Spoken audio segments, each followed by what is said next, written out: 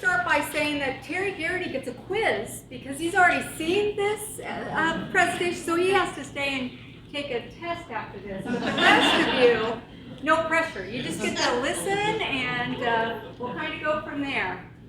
There we go. How's that? How is that? Can people see that fairly well? Yeah. Okay, good. All right. I feel kind of bad for, well, Amy, because I'm going to block you. I have a feeling. All right. As any good Catholic organization, we're going to start our meeting here in prayer. So let us pray. O God, our Father, the image on the shroud reminds us of the suffering inflicted on your Son, Jesus, who took on himself the sins of the world. Help us to see him in every person, so that we may serve him and proclaim his love, and grant us the joy of contemplating the radiant face of Jesus, risen from the dead, who lives and reigns with you forever and ever. Amen. Thank you. Okay. Before we jump into all about me, we'll come to that in a minute. But I want to talk about one of the things that I think we can all agree on. And one of the things that we can all agree on is that we use faces to identify people. And mainly, we get very happy when we see people that we love, right? Think we'd all agree with that? Yes, sir. Yes. Good. So whether it's people that we see every day, or whether it's people that we haven't seen in years, we feel very joyful when we have these opportunities to see folks. Now, some of the people that you see up here, well, these are my people. These are the people that make me feel joyful and happy and loved when I see them. But what if I told you that you could see the face of the person that you love the most in the world? That's right, the face of our Savior, Jesus. And I believe that you can see that face.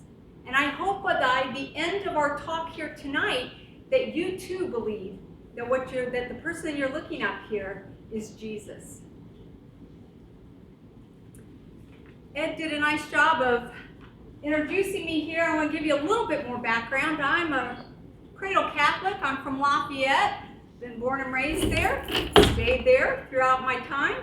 I had the opportunity with my sister, Seal, and some friends of ours to go actually see the Shroud of Turin in 2015. How many people are familiar with the Shroud of Turin? Okay, good. Wow, excellent. All right, well, I hope I share something that's new, even for the people that watch me on YouTube already. The cheaters that came like that. One of the things I've been very interested in the Shroud of Turin since I was a junior in high school, and actually finally had my dream met when I got to go in 2015 and actually see it. They don't put it out for display on a regular basis. As you can see here in 2015, it was only the 9th time it's been out on display since 1898. After we came back, I looked for the opportunity to learn more about the Shroud and learn more in depth about the Shroud, and had that opportunity by completing a postgraduate degree in Shroud Studies through one of the pontifical seminaries in Rome. And I finished that degree in 2019, and so now I was all ready to go. It's 2019. Let's go out and share all about it.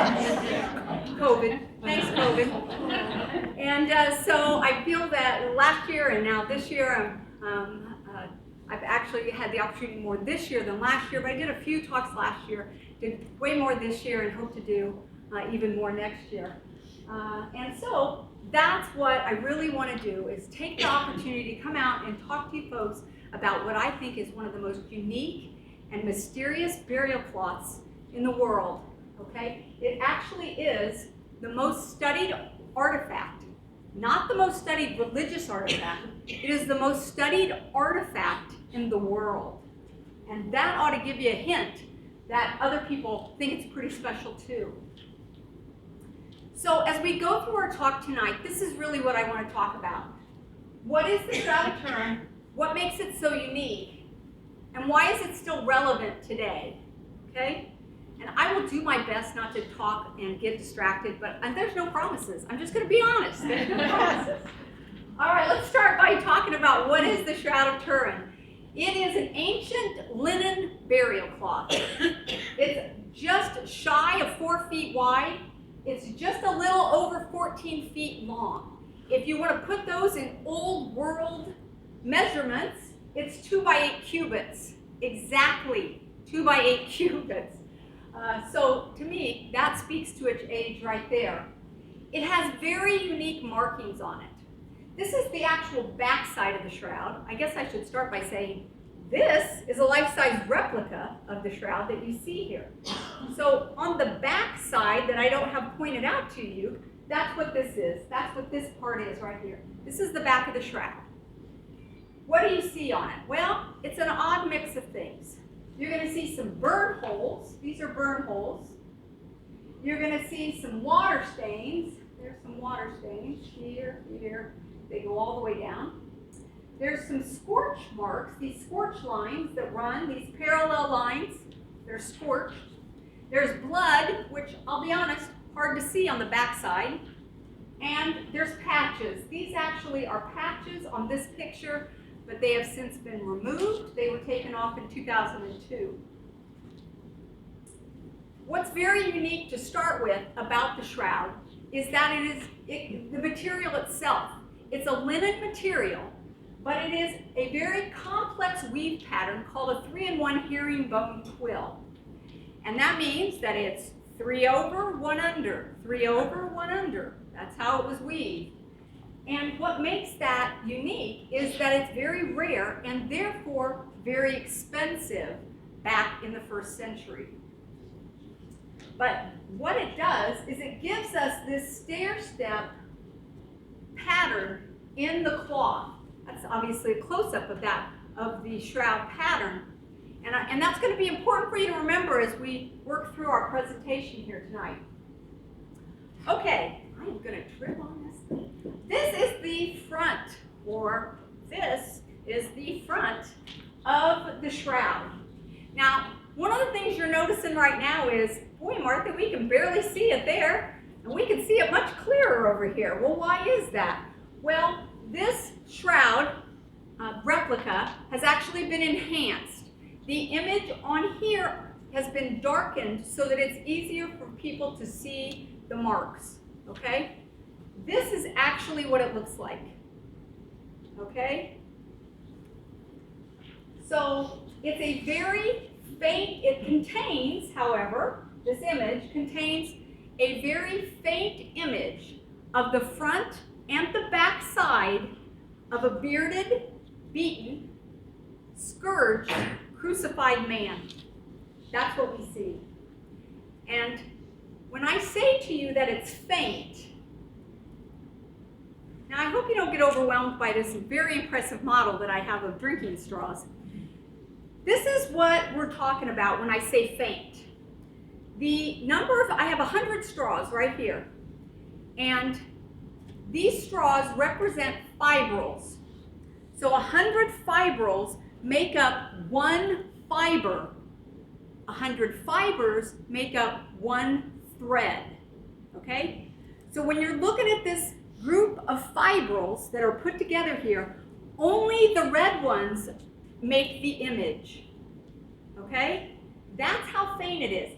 It's so faint that if we took a razor blade and we rubbed it across the image, it would take it off. It would cut the image right off. That's how faint it is. I'm not talking about shaving it. I'm talking about rubbing a razor blade across the top of it. That's how faint it is.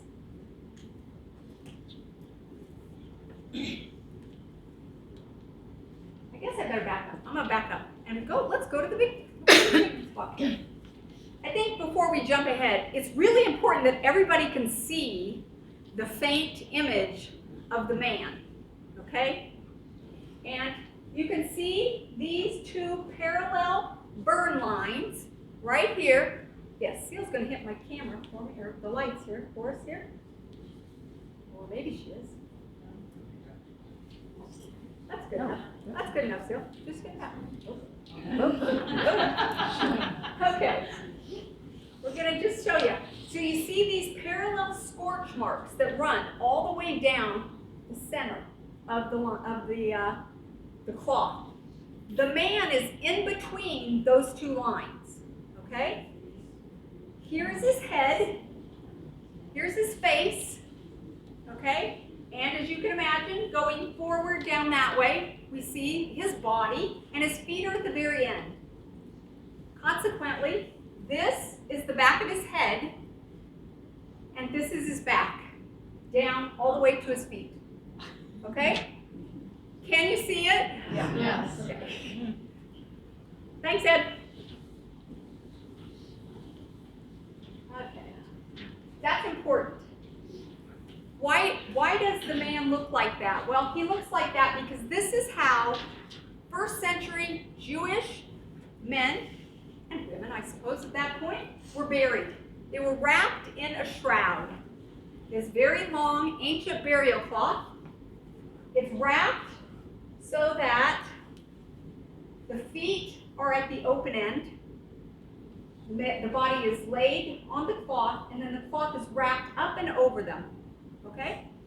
Then a piece of cloth is used to tie the cloth around the body. Okay? That's why we end up with an image where the body was laying on the back, was pulled up over the body, and we see the face because it was on top of the body. Does that make sense to everybody? Yes. Okay. All right. Now that you're all oriented to the shroud, let's talk a little bit about where it came from. Okay? Well, I wish I could tell you I know exactly how it got to Turin. It started in Jerusalem in 33 AD. I can't quite tell you that. What I can tell you is that we know that this burial cloth showed up in a small village in France called Liry, France. Small little village. And it appeared there in 1355. Okay? And we have good documentation that's where the first written documentation of the shroud is from 1355. It was owned by a Frenchman whose name was Geoffrey de Charnay. And over the next 100 years, his family was in possession of the shroud. And about 100 years later, in 1453, that shroud was traded to the Savoy family in Italy, and the de Charnay family got a castle, and the Savoys got the shroud. Now, I'm just saying, I know what it costs to maintain my house. I don't think maintaining maintaining a castle was a good trade-off. I think the shroud was a better bet there, okay? And when the Savoy family owned it, they moved it to Chambray, France. And in 1532, there was a fire there. Again, all of these things are very well documented, okay? There was a fire in 1532. It's what gave us these great big scorch marks and put these big holes in the shroud in 1532, okay? In 1578, still owned by the Savoy family, it was moved to Turin, Italy, which is in the northern part. It's in the northern Italian Alps area up there. And in Turin, Italy, where it is maintained today. It was put in the cathedral that is attached, the Cathedral of St. John the Baptist, which is attached to the Savoy family palace. Okay, and so it has been residing in that facility for the last 444 years, and most likely will continue to stay there for many years to come. In 1983, the last royal member of the Savoy family, King Umberto, he passed away in 1983, and he left the shroud to the Pope, not to the Catholic Church. He left ownership of the shroud to the Pope himself. At that time, it was John Paul II. Okay, here's what I can tell you. Now, I'm going to give you a little bit of a scoop. Well, not really, since there's been several books written about it, but before 1533, when it appeared in Liry, France, there are several theories out there of where the shroud came from. But I would tell you that the most incredible theory that resides out there is by a historian author by the name of Ian Wilson. And what Ian Wilson proposes is that there was a second cloth mentioned in the early years post Jesus' death, called the Mandilion of Edessa. And this cloth that you're going to see here really just showed the face of Jesus. But it was touted to be the burial cloth of Jesus, but it only showed the face, okay? He believes that that cloth moved around. It went to Edessa, then it went to Constantinople, which is all in the Turkey area there. Constantinople, as we know, is Istanbul. And then in 1204, it disappeared when the city was sacked by the Crusades, during the Crusades. Then magically, a French knight appears with a cloth touted to be the burial cloth of Jesus in 1355 in France. Okay? Now, what Ian says is, I want you to take a look at this drawing. This is actually a mosaic here that shows, you see how much white space is on both sides?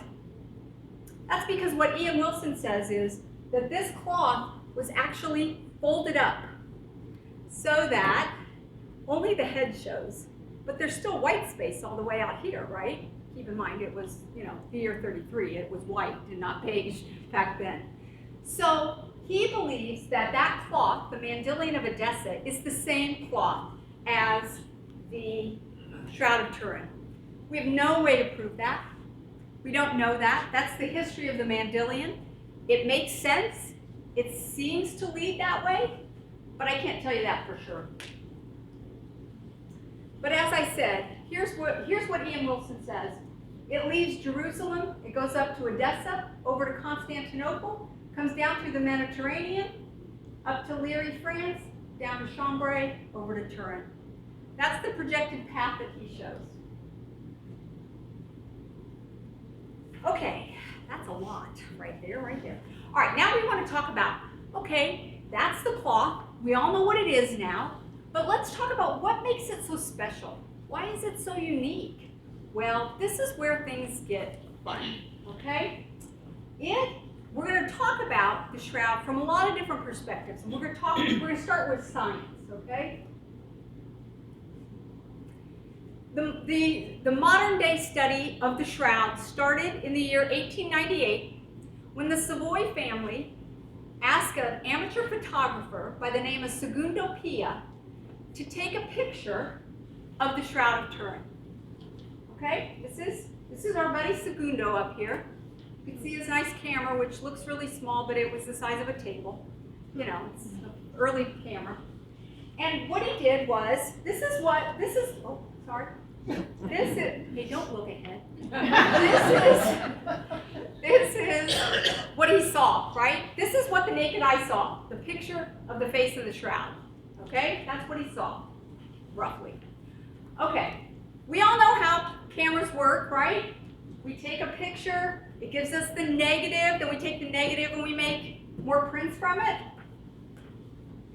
It's my favorite slide. What do we notice here? We notice that in the positive setting, you can see me very well here, right? Then you do the negatives, and you have a really hard time making out any details about my face, right? Yeah. Well, guess what happens when you do that with the shroud? This is what you see. You see an image that is much clearer to see the details of the face of the man of the shroud. I'll ask you a question. Can you think of any other picture, any other image where you could take a picture of it and you could see it more clear in negative form than you can in positive form? Let me answer that for you. There are none. None.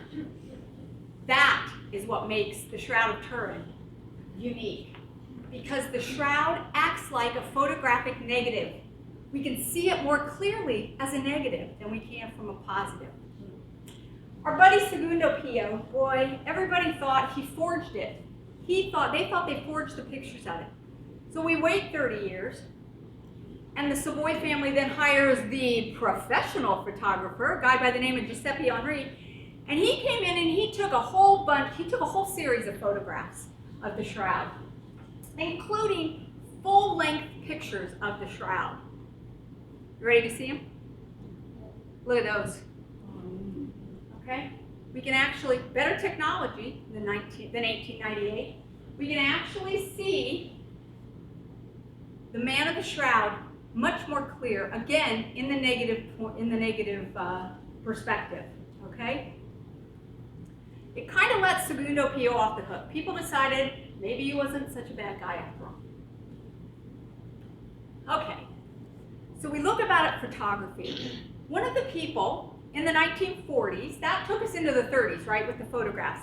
So in the 1940s, a French biologist by the name of Paul Vigneault, he said to himself, you know, I feel like he saw a picture of Henri's negatives. And he said, you know, I feel like I've seen that face before. And so what he did was, he decided to go and look at the shroud from an art history standpoint. He started looking at images of the face of Jesus and also the face of the man of the shroud. And what he found out was he identified 15 different markings, we now call them Vigneault markings, that have a common perspective between the shroud and between early images of Christ, okay? And some very important ones that he notices here. Probably the easiest one to identify is the big round eyes, okay? They're described as owl-like eyes. Also a very long skinny nose, a beard, one raised eyebrow. You see the raised eyebrow? Just one raised eyebrow. Very, again, unique to the man of the shroud, unique to much of the artwork that we're going to see here. There's actually a V here at the end, at the bridge of the nose right here. There's a V, a pretty big creased V there that is also one of the markings. And another one that doesn't show up on this picture, but I'll show you here in a second, is hair on the forehead. Okay? Take a look at some of these. You see the hair on the forehead that you can see on some of those early markings. That's going to be important a little bit later on too. Take a look at these images. What he noticed was, beginning in the 6th century, the way that Christ was represented in artwork all started looking the same. And you have to say to yourself, well, why would that be? Well, here's a hint. Guess where it was? It was in Constantinople and Edessa during this period of time. It was in Turkey, okay? Odds are the people who were making icons in the Middle East, the artists there, also probably had an opportunity to see the shroud, okay? This is the oldest known gold coin with Christ on the feature. Take a look at those features. Big, round eyes, long nose, full beard, hair on the forehead. All the same look to them as this man of the shroud. Okay? That is another way to look at it, right? We're going to look at it, that's the artistic way. Okay, we're going to keep going in the 1940s. A French surgeon by the name of Pierre Barbet studied the shroud from a medical perspective. Okay? He went through and he looked at the full body of the shroud, the man of the shroud, and did a full detailed medical analysis. And here's what he found out. Two main conclusions, many more other ones, but number one, it's anatomically correct. The man of the shroud is anatomically correct. Do you think they could have told you what the bones look like inside the body in 1355? Odds are not, no. Probably not, okay? Medically accurate picture of the man. And the other thing he noticed is that the man on the image, died by crucifixion, and what he saw from the body was very consistent with a 1st century Roman crucifixion. Okay? Again, I would say, lends to my case that it might be Jesus. I'm just saying, it might be. Okay, we're going to jump up a few years here, and we're going to go to the mid-70s. A man by the name of John Jackson, he's a physicist that worked for many years in the United States Air Force Academy out in Colorado Springs. And what he was doing at that point in time, in 1976, he was working with a group of scientists out of the Los Alamos National Laboratory in New Mexico. And he was using a piece of equipment called a VP8 image analyzer. Now let me set the pace for you here.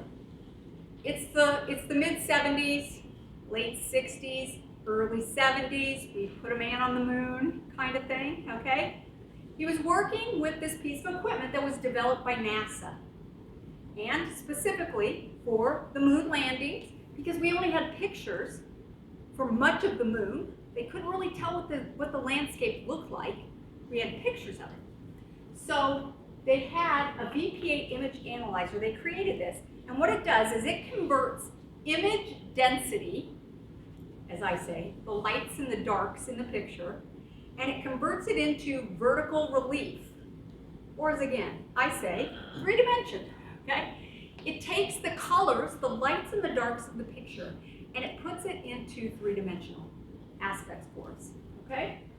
So, my good buddy John here, he was a huge follower of the Shroud of Turin. He took a picture of the shroud and he put it in the VP8 image analyzer just to see what would happen. And here's what he got. Here's our two big scorch lines. Here's his face, here's the man of the shroud, his face and his torso, okay? He got a perfectly 100% accurate picture, 3-dimensional picture of the man of the shroud, putting a 2-dimensional picture into this machine. Being the good scientist that John Jackson is, he says, well, I probably need to replicate that with something else. He looks over and one of his coworkers has the family photo on his desk. So he says, well, I'm gonna borrow the picture. He takes the picture of this guy's family. He puts it in the VP8 image analyzer. Goofiest looking family you've ever seen, okay? Totally distorted image. Does not replicate the 100% accurate 3-dimensional picture from that picture. Again, let me ask you, where else in the world do we see this happening, Martha? That's right, nowhere! Nowhere else can you find take a 2-dimensional picture and turn it into a 3-dimensional, 100% accurate picture that we saw on the 2-dimensional picture. And here's what's interesting. So what does that mean? So it means that this cloth that we know that's at least from the 1355, right? We know it's at least from the 1300s, has coded information in the image. Coded information in the 1300s, before there was a machine that could read coded information, right? It's just like the acting like a photographic negative. Can't explain it. And nothing else does the same thing that this does, that the Shroud of Turin does. Okay, so John got all excited, as you can imagine, kind of like me. He got excited, and he said, I wonder if I could study more about the Shroud. So he called up the Vatican. Not really, I'm sure there was more steps involved, but he contacted the Vatican, he contacted Turin, and they gave him permission to come over and study the Shroud. And he put together a group of 40 scientists, top-of-the-line scientists back then, in 1978. He put together the Shroud of Turin Research Project, affectionately known as STURP. So when I slip and say STURP, you're going to remember it's the research project, okay? And he put this group together, and they went over in October of 1978, and they spent 5 days, 24 hours a day, doing tests on the Shroud of Turin. And they had one goal. They only had one goal. It sounded really simple. Just figure out how the image was made. How did the image get put on the cloth? Here's a list of all the experiments that they did. You can see lots of photography, a couple of ways that we did some x-rays, okay? Lots of things like that. I'm going to point out so two of the things I want to point out. UV, ultraviolet reflectance photography is one of them. And the other one I want to point out is adhesive tape sampling, okay? Because I think that'll help give you an example of what kind of results they got from this, okay? They came back, they spent 3 years studying all the data that they put together, and in the early 80s, they released their findings. And here's what they said. The image on the cloth contains no pigments, no paints, no dyes, no stains, no scorches. The image is not made by an artist, and it's not made by a fire. That they could tell 100% accurate. No paint. The adhesive tape sampling is as complicated as you want to make it. They got a special kind of 3M tape, and they stuck it on the shroud, and they pulled it off, and whatever residue was left on the tape, they could analyze, okay? One of the things, a Swiss criminologist by the name of Max Frey, he studied pollen, and he found that on those tapes was pollen. And he identified 57 different plants that left pollen residue on the Shroud of Turin. Of the 57 plants, 2/3 of them came from plants that grow in Palestine and Turkey. Palestine and Turkey. And 3 of the 57 plants only grow in Jerusalem. Now, come on, only grow in Jerusalem. I think that's pretty impressive, okay? The other thing that I mentioned that we see on the shroud is blood. And the STIRP team analyzed the blood that was on the shroud. It is human male blood, type AB. And there's 2 kind of important things I want to talk about related to the blood. Number 1 is that the blood stays red, which for any of us who's ever had a bleeding wound somewhere and get it on our shirt sleeve, which we do, it turns that kind of dark brown, blackish color, right? No, the Shroud of Turin still is red. And you gotta say to yourself, well, that doesn't make any sense, right? Well, the reason that it stays red is because the blood itself contains a high content of bilirubin. And where do we see a high level of bilirubin? We see that in bodies who have gone through extreme trauma. Okay? Extreme trauma. And again, I have to point out, I kind of think Jesus is on my side here because I know he went through some pretty extreme trauma. Okay? The other thing I want to point out is that there's no image underneath the blood. So if I truly was an artist, or a forger of some sort, I guess, who was going to put an image of a man on the cloth, this means that the blood would have to be put on first. And then I'm going to make the image around the blood. It doesn't make any sense. I mean, that doesn't pass, for me, that doesn't pass the common sense test. You would think that they would paint the image on and then dab the blood on afterwards. But that's not what we see. There is no blood underneath, there's no image underneath the blood that we see there. All right, now, if I'm going to talk about the good stuff about science, I have to talk about stuff that kind of brings me down a bit. And this is, in 1988, a group of scientists from the British Museum, headed up, I guess I should say, from the British Museum, asked the Vatican, because the Vatican, the Pope owns the shroud in 1988, he asked the Pope, hey, we'd like to do carbon dating, carbon-14 dating on the shroud. Now, for those of you who aren't familiar with carbon dating, I will give you my very much accounting definition of, I'm an accountant, see that falls better, I guess, if you'd have known that. But it will give you my very non-scientific answer to that, and that is this, that what it does is it dates the age of a piece of organic material, whether it's a linen cloth or any other organic substance, okay? It tells the natural decay of that substance. So here's what they did. They wanted to do this carbon-14 dating, and they wanted to settle once and for all, how old is that cloth really, okay? And so, here's what they said, October 13, 1988. Here's what they said, right up here at the top. Our results say 1260 to 1390. It's a forgery. That's just my impression, thank you, of the British scientists. Thank you. Thank you very much. Here's what I would say to you though. Is it truly a valid test? I would tell you it's not.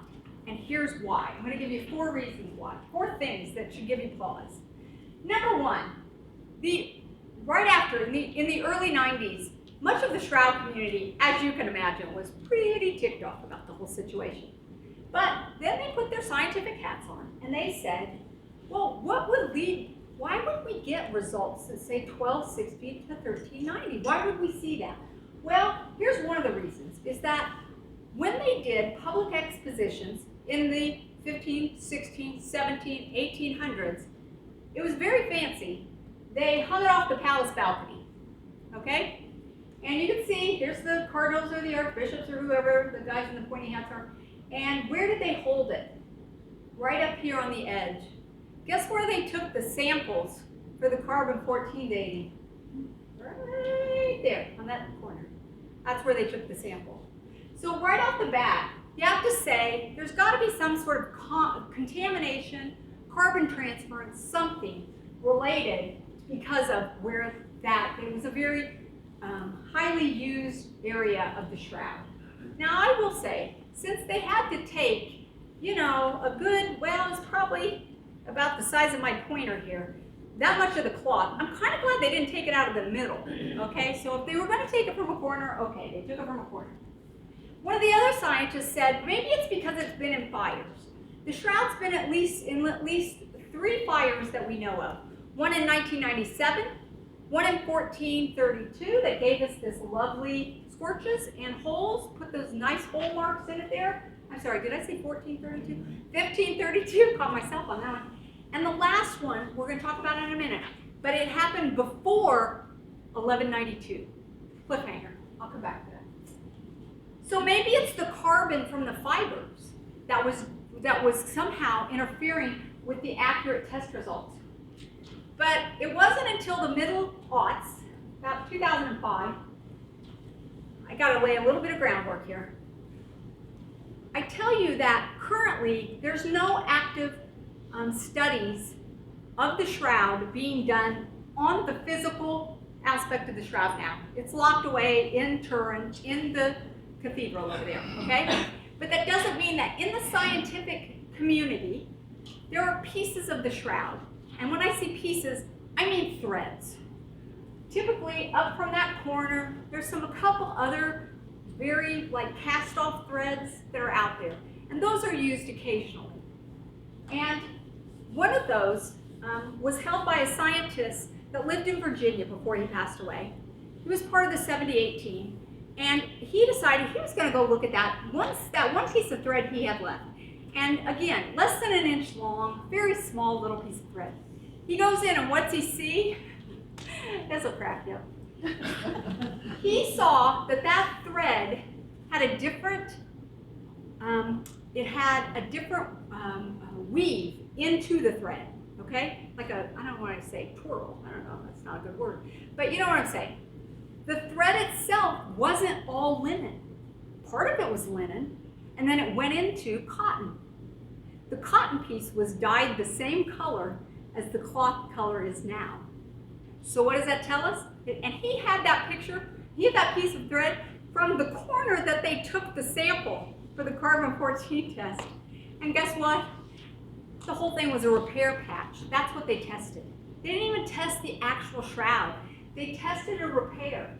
Now, I personally believe it very well could have been a repair from 1260 to 1390. Okay, it very well could have been that.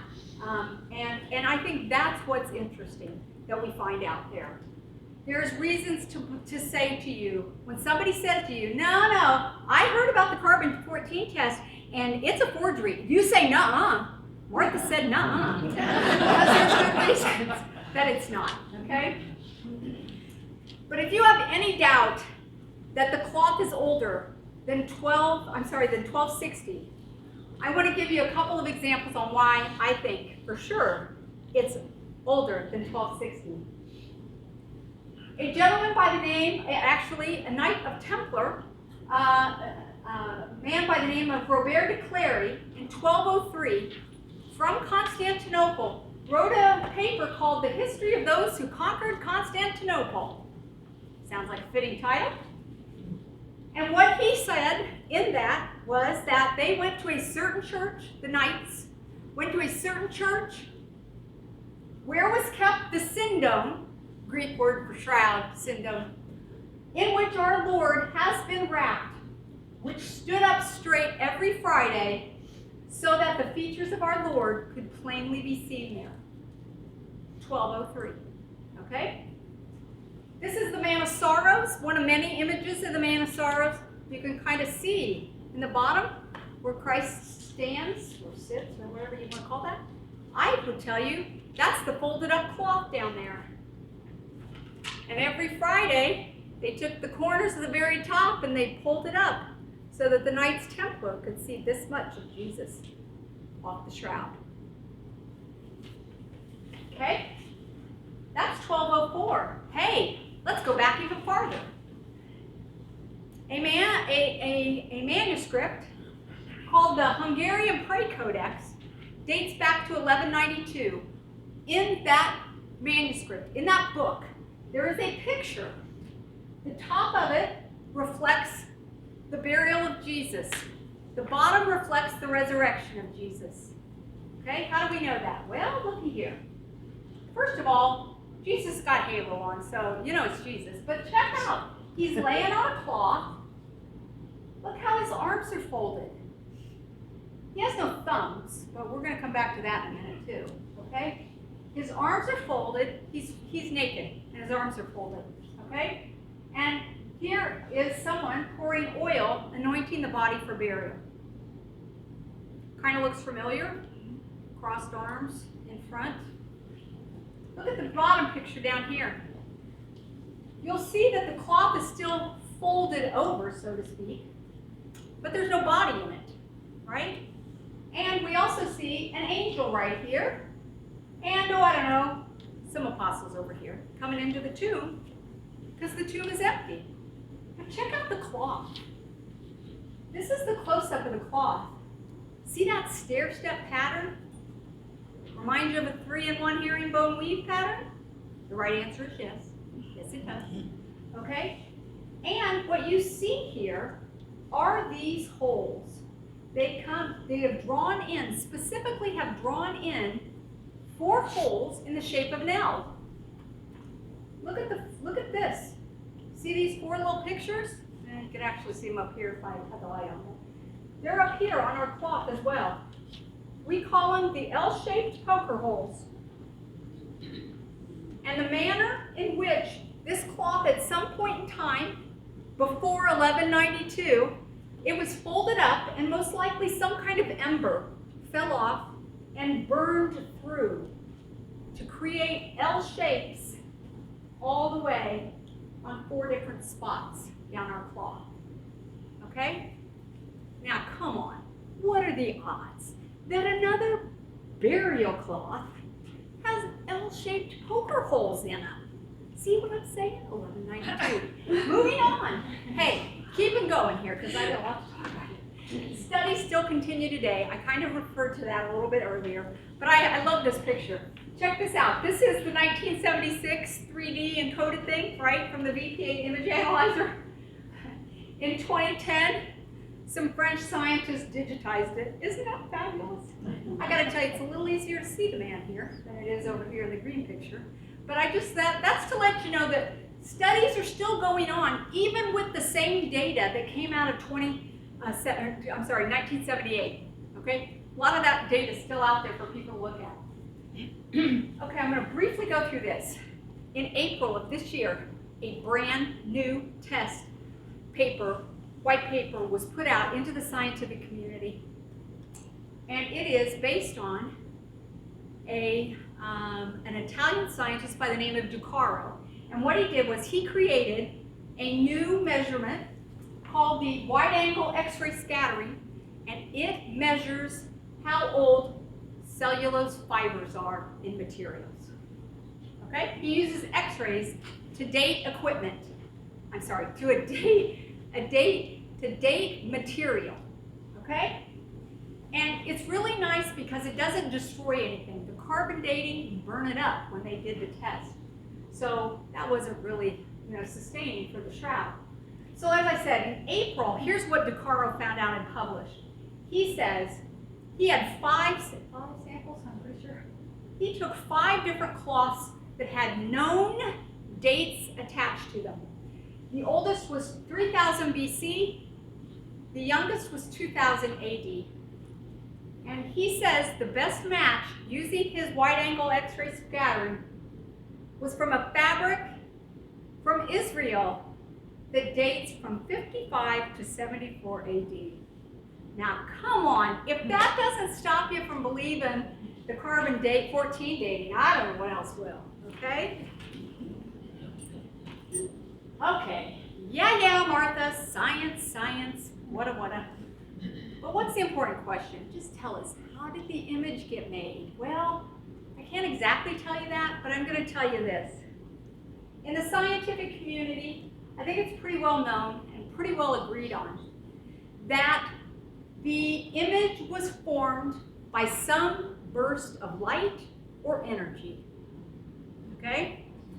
And in 2011, another researcher in Italy took a very high-powered ultraviolet excimer laser and did a 40 nanosecond burn, a burst of energy, onto a similar piece of linen.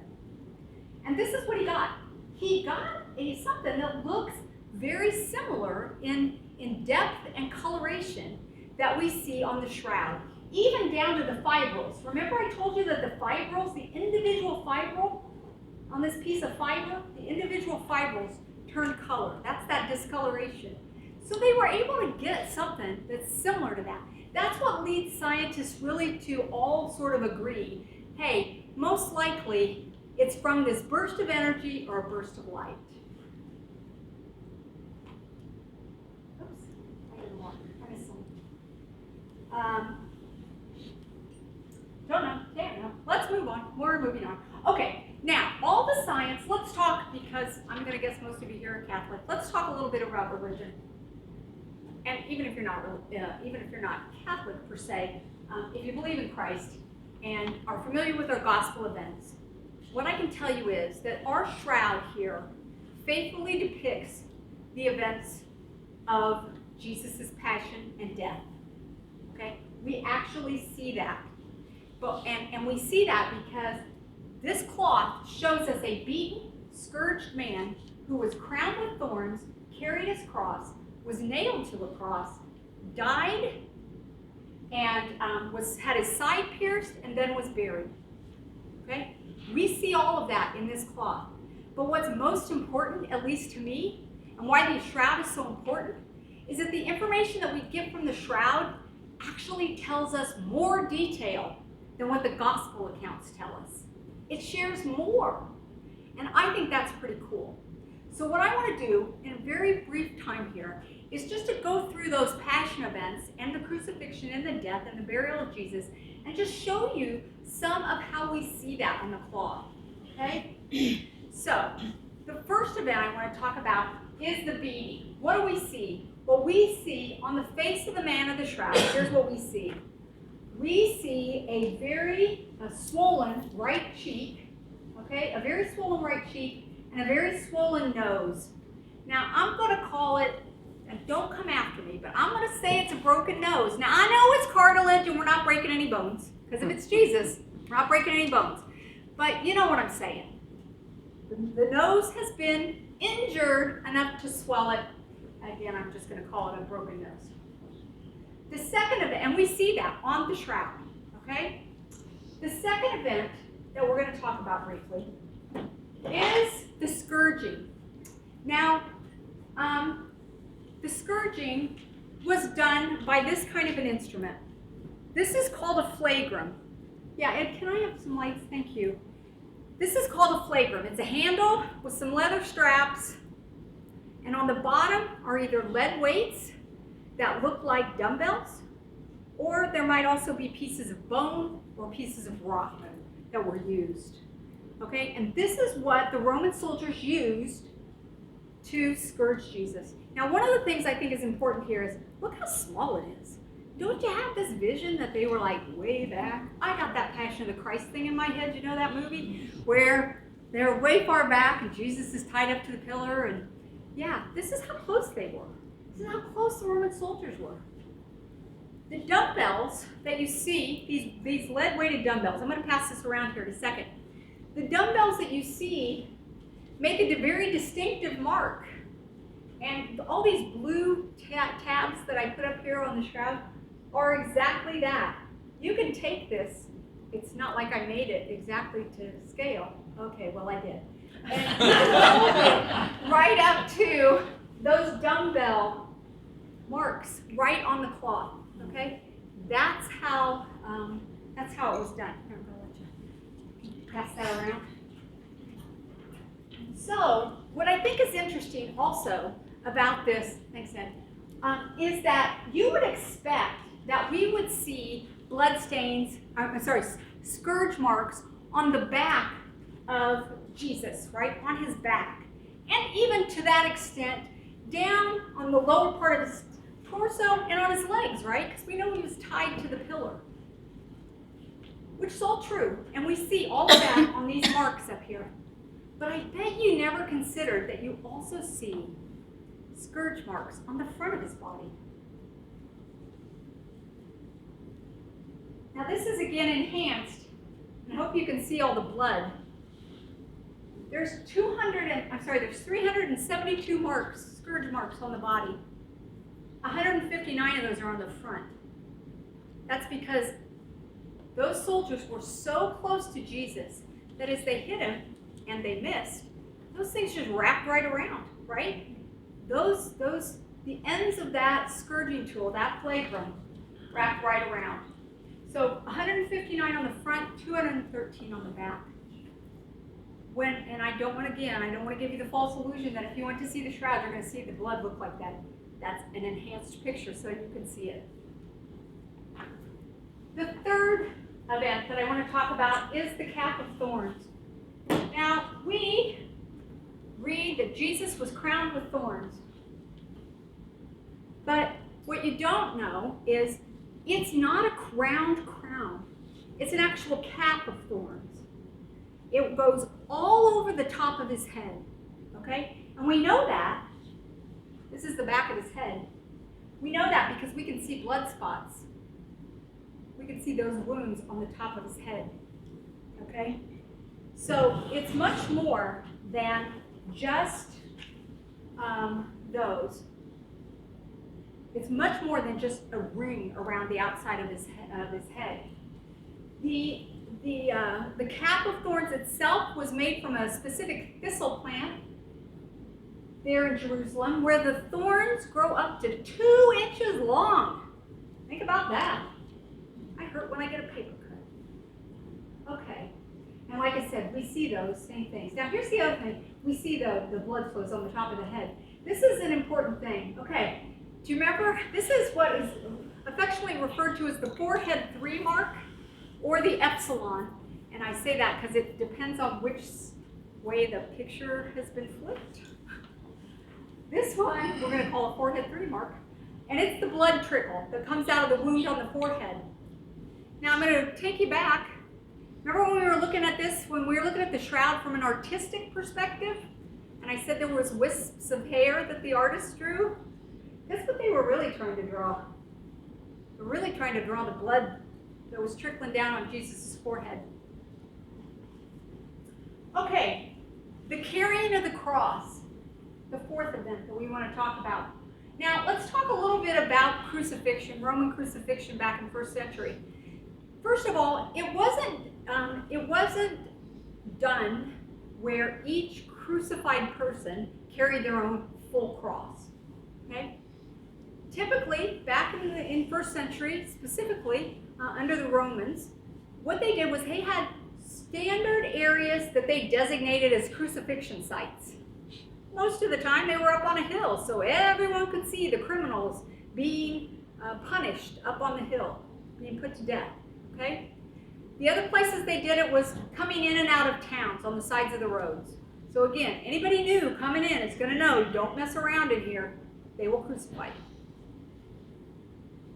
So therefore, that vertical piece, that vertical post that is used to crucify is typically in place. That means that Jesus more than likely he only carried just the crossbeam, okay? The crossbeam that weighed 60 to 100 pounds. Now think about that, you guys. Here he is. He's been beaten. He's been spit upon. He's been scourged. He's fallen. I mean, it's just the whole thing, right? Think about how fatigued he has to be. And then we're going to strap a big old piece of wood onto his shoulders. Well, how do we know that? How do we know that we see that? Well, I'm not going to point. Oh, Ed's going to do it. He's so good at me. Okay, right here, on this right part of the shoulder, you'll see it's darker than the rest of the spots that we see on the shroud. It also has, under UV light, we actually see 4 parallel lines that run down this way, okay? And we believe that that is indeed from Jesus carrying the cross. This is where the weight of the beam rested. We also can tell that the marks elsewhere, the scourge marks, I describe it as they have a sharper line to them. Oh, I gotta talk faster. A sharper line to them. Whereas now what we see here is a little more blurry from the rubbing. It's from where the wood rubbed onto Christ's wounds there. Okay? Thanks, Ed. Okay. Good. The fifth event, falling down. What's the shroud tell us? It tells us that both knees are swollen and that he had dirt on his knees, feet, and his nose. Okay? And not only did he have dirt on his knees, feet, and nose, but that dirt contained limestone. And that limestone is called travertine aragonite limestone. And it's specific to Jerusalem. It's the only place in the world you can find that limestone. And guess what?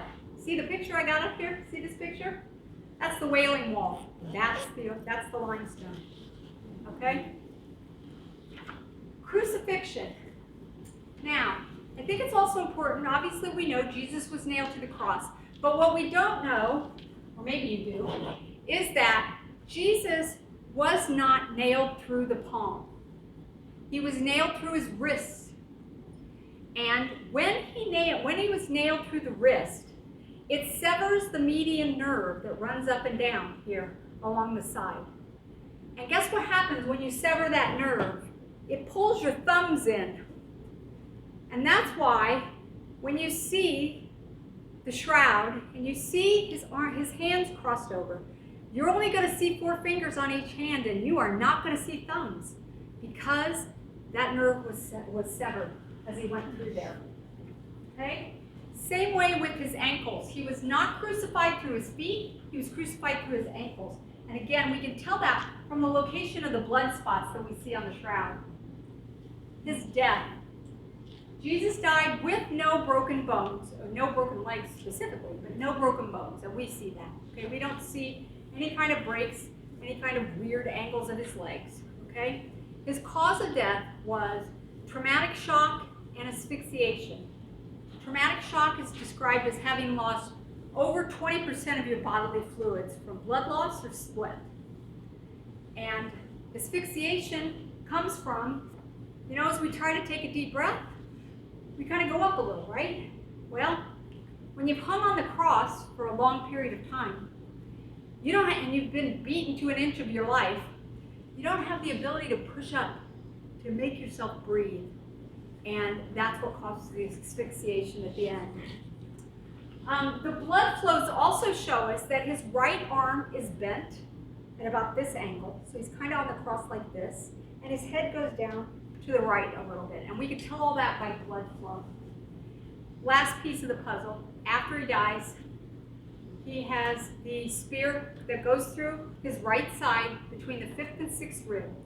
And when it does that, we end up with a huge, I got to back up. I always have a hard time. There it is. I'm on the wrong side. We see a huge, big red blood spot right there. And that's where his side is, where the blood is seeping out of his side. Now, what you can't see, looking at the shroud, what you can't see with the naked eye is the, again, under ultraviolet light, you see a halo that sort of outlines this blood. Okay, you see a halo that's in clear or even a faint yellowish tint to it. And that is most likely, as the blood after death, the blood separates, you get red blood cells that make the big red spot, and you get plasma that is that color. And that can be one of the things that comes out. Can also be fluid from his lungs, because most likely his lung was punctured as well. Thanks. Last but not least, his body was in rigor mortis when he went into the burial. How do we know? Well, here's my little, I call him Shroud Jesus here. You notice, okay, his knees aren't flat, his butt's not even flat on the table, and his feet are up. And we can tell all that by the touch points on the shroud. Okay? You're gonna like this, guys. You're gonna like this. When I was studying my class, I had a professor whose name was Dr. Bruno Barberis. Bruno Barberis. And Dr. Barberis was a statistician by trade. And so he said, I'm going to look at the shroud through a statistics perspective.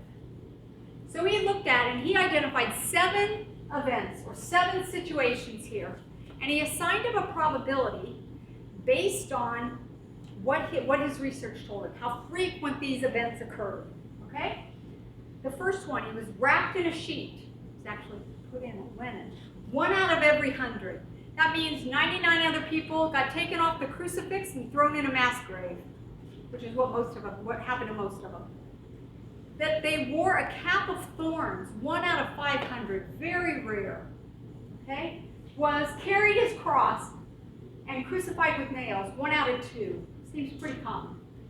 And if you don't know how else they would have crucified him, they tied him to the crosses instead of nailing them. The wound on the side, but their legs weren't broken, 1 out of 10. Not a definitive burial, or as I say, his body was still unwashed. He wasn't totally ready for the grave, 1 out of 20. And he had a short stay in the sheet, or as we describe that, he was out of the burial cloth before the body had an opportunity to start decomposition. Okay, they weren't decomposing. Now, when he took all this, Mr. Statistician that he is, and he took these 7 events and he said, what is the total probability? I hate that. I'm on tape and everything. That stinks. Okay, what is the total probability of these 7 events? The total probability of these 7 events, 1 in 20 billion with a B as in boy. 1 in 20 billion that it is anybody else than Jesus Christ in this cloth, given the characteristics that we see. Now, I think that's pretty good. That's science. That's math right there. That's math. Okay, why is it relevant?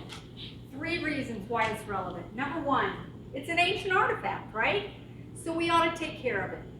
And as in that case, there is a whole group of people called the Confraternity of the Holy Shroud in Turin, and they do nothing but protect and conserve the shroud for future years, okay? That's one of the reasons it's relevant. Number 2, because the shroud has an image that is directly tied to the Gospels. We see a man that went through the same passion, death, and resurrection that we saw, okay? That we see in the Gospel accounts. And so it's nice to be able to meditate on those, right? But last but not least, it very well could be authentic, or as I like to say, it's authentic. It truly is the true burial cloth of Jesus. Now, I cannot tell you 100% that for sure this, not this, but you know, the real one is the true burial cloth of Jesus. I can't tell you that. But what I can say is that for us Catholics, mysteries are a cornerstone of our faith, right? We see that in the Trinity, we see that in the Incarnation, we see that in the Eucharist every Saturday or every Sunday, and I would dare say, add the Shroud of Turin to that as well. Because what we're trying to do is we're trying to use science. We're trying to use science of this natural world to justify, to prove a supernatural event. It just can't. It's not how it works, right? We cannot use science here to explain the Trinity. Well, I would dare say you can't do the same thing with the Shroud of Turin.